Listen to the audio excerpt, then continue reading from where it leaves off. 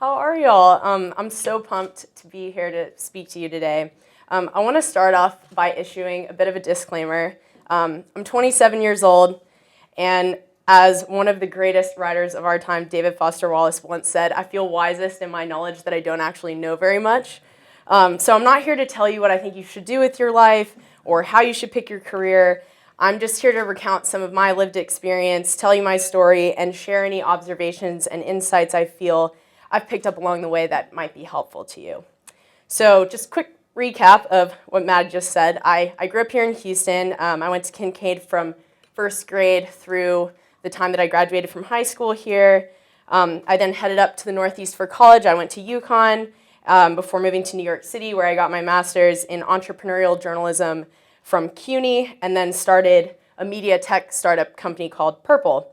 Now, in the early days of Purple, we built a technology platform that allowed us to cover the 2016 election via text message.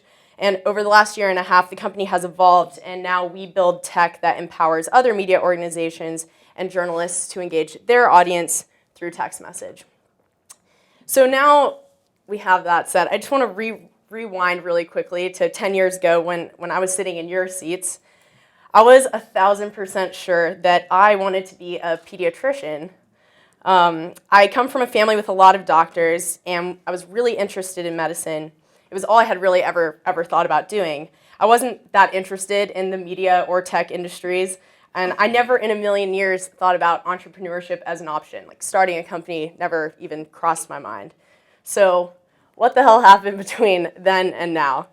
Well, here's the thing. When you graduate from high school, you're tasked with figuring out what you want to do for your career, like what you want to do with your life. And in many ways, it's kind of a ridiculous thing to ask of a young person. When I was 18 years old, I had barely been exposed to a tiny fraction of the world and its myriad of possibilities.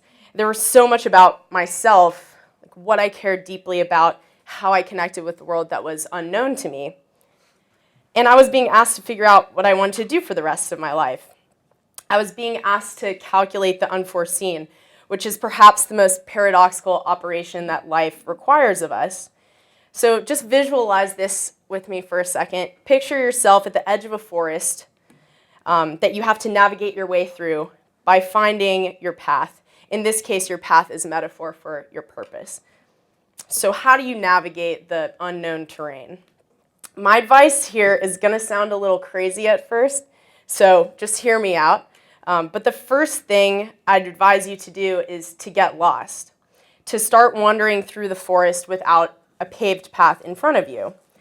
Getting lost is the only way, in my opinion, to be sure that the path you pave is true to you, that is not narrowed or restricted by society's conceptions of where you should go, and to ensure it will instead be driven by you and your understanding of yourself. So sure, following a pre-paved path seems safer because there's more of a roadmap, but what you're doing is you're missing the infinite number of possibilities in the wild terrain that lies in between. So the question then is, how do you get lost? Well, so here's how I did it. When I arrived at UConn my freshman year, I was on the med school track. I was taking all the pre-required pre-med classes. That beautifully paved path through the forest to med school was like perfectly lit in front of me. And then that semester, I failed chemistry. I'm not saying that facetiously, like I literally got an F in chemistry. So all of a sudden I realized I had never asked these questions that all of a sudden were kind of lingering in my head. Like why did I actually want to be a doctor? What was I actually most interested in? What were the problems in the world I was most driven to solve? What were the things that ignited and illuminated my existence? And I realized I had barely scratched the surface of understanding and knowing myself. So needless to say, I was lost. I was no longer on that nice, neat, paved path. But luckily, I found a compass. And it's something that each of you possess, actually. And that compass was my own curiosity. See, our society fetishizes passion. Everyone talks about finding what you're passionate about. But I believe it's curiosity, actually, that teaches us how to become ourselves and how to find a way through the unmapped terrain. So after the F and my subsequent mini identity crisis, I decided to choose my classes for the next semester based on what topics I was most intrigued by. One of those classes happened to be a political science class called World Political Leaders that was taught by this total firecracker of a professor named Jeremy Dyson. And the things we learned and discussed in that class fascinated me.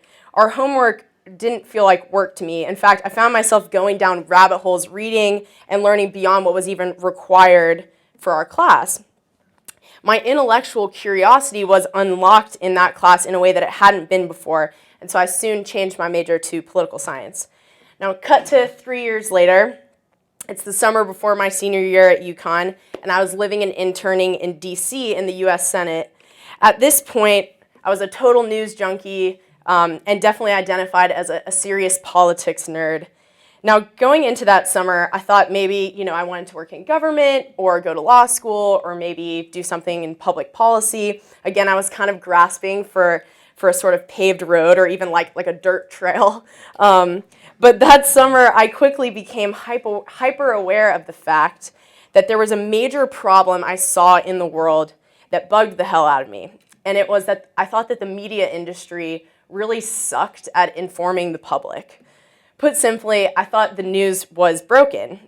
We need an informed electorate in order to maintain a thriving democracy. And if the journalism industry is tasked with the responsibility to inform us, it was failing, in my opinion. So my next thought was, well, why couldn't I be the person to try and solve this problem? And I couldn't come up with a reason why I couldn't. So the next thing I knew, I was in grad school studying journalism, deeply immersed in my attempt to create an innovative solution to this problem. So after grad school, I started Purple. Now, I had no idea how the hell to run a business. I didn't know the difference between an LLC or a C Corp, how payroll worked, how to raise money from investors, or anything. But it's amazing how quickly you can learn by throwing yourself in the deep end and learning how to swim, especially when you're driven by a deep sense of purpose in the problem in the world that you're trying to solve. So I linked up with my friend David, who, side note, is actually the husband of one of my best friends from Kinkaid. That's how we met. He's an engineer, and he ended up becoming my co-founder and the CTO of Purple. And our light bulb moment arrived when I realized that I had actually become my friend's de facto news source. So instead of actually reading or watching the news, they would just text me things like, "Hey, Becca, can you just explain to me what the hell is going on in Syria right now?" And it was so much easier, more digestible, and more engaging for them to consume information that way. And so this light bulb went off in our heads, and we thought, well, what if we could figure out a way to use technology to recreate conversations like this at scale? We could make it so much easier for our peers to stay informed about what was happening in the world. So we ended up doing that. We built our own technology platform that was a simple web app that allowed me as the journalist to have these really personal text messaging conversations with our subscribers and keep them informed about politics.